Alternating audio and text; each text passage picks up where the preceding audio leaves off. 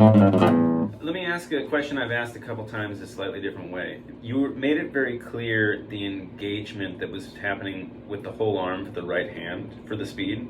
Also happens here. Yeah, could you spell it out a little bit more? In the arch.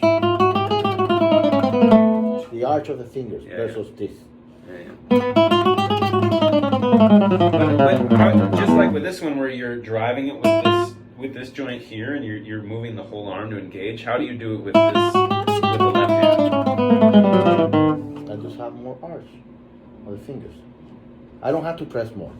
Here you don't press. Okay, go from engage to not engage. Don't even play a scale, just engage on one string. So that's engaged.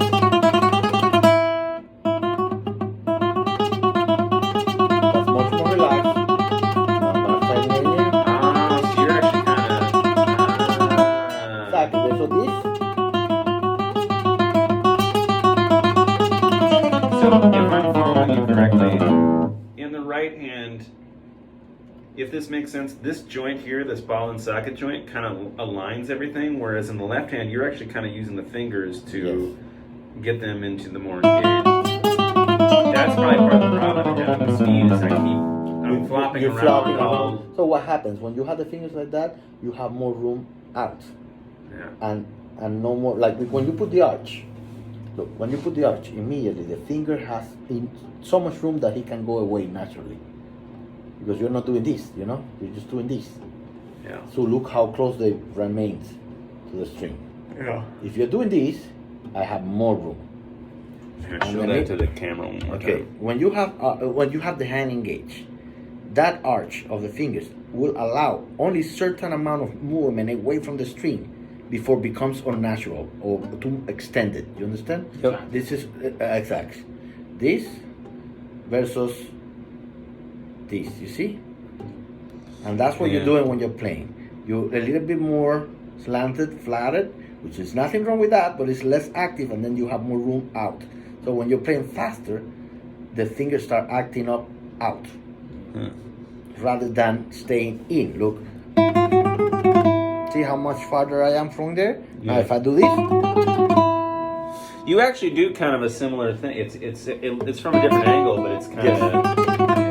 The reason why the tone is clearer on the fingertip is because you can apply force more directly at one point. In one point versus an area, a larger pattern. The force is dissipated.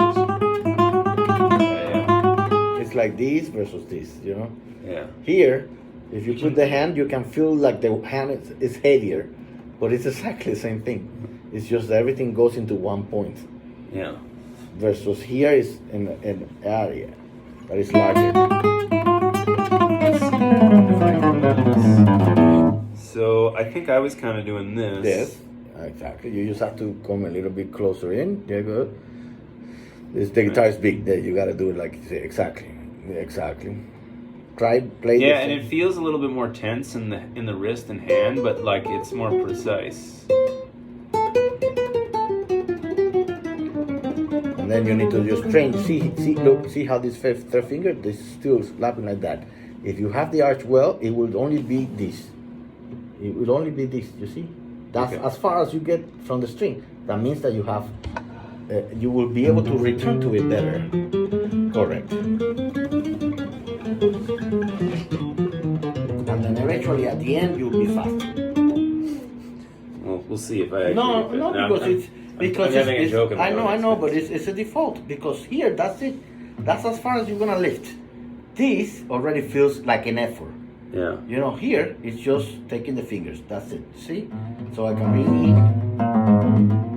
Now, if I do this, which is nothing wrong, then my movement will tend to be a little larger in yellow.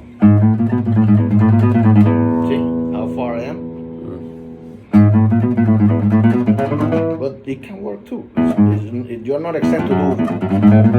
I'll say this: you're describing what I've felt and heard, but haven't been able to put in words. Which is, I'm doing this when I play jazz. Obviously, I'm exaggerating for you right now, but I almost kind of dig into the soundboard, kind of. But it creates this angle that it goes right to it.